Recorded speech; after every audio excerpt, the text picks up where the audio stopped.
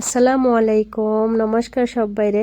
আজকে গেতাছি আমরা মার্কেটে যাই। আজকে আমার হাজবেন্ডের পকেট খালি করুম।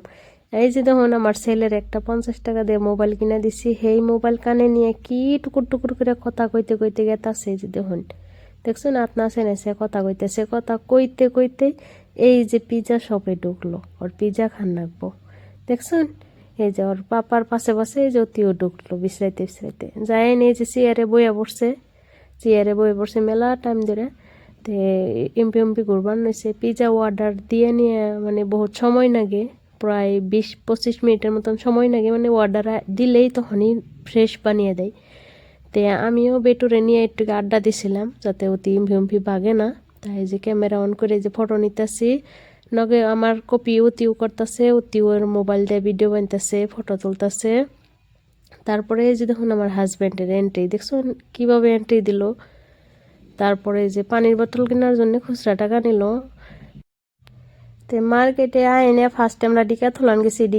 ডিকাথলন থেকে আমি গরম কাপড় যত বেটুর আমার ওর পাপার ডিকাথলন থেকে নিলাম। আর একটা জ্যাকেট আমি অফলাইন পাইলাম না, সেটা আমি অনলাইনে ডিকাথলন থেকে বুক করে দিচ্ছি। অলরেডি 2-3 দিন পরে আয়া যাবো কা। তো আমি কাপড়গুলো আন্নার কাছে আর শেয়ার করলাম না। তে ভালোই কেনাকাটি হয়েছে। যে বেটুর সিলেট কিনা আনলো ওর পাপা। তারপরে বেটুরও বহুত কাপড় আনছে, ইনার পায়জামা, তারপর বেটুর জুতা স্যান্ডেল।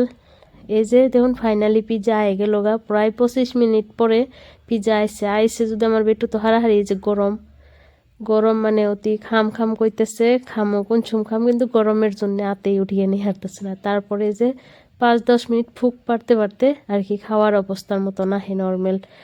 এত গরম আসাল পিজা খাইতে খাইতেও আমাকে আরো 15 মিনিট নাইকে গেল গা।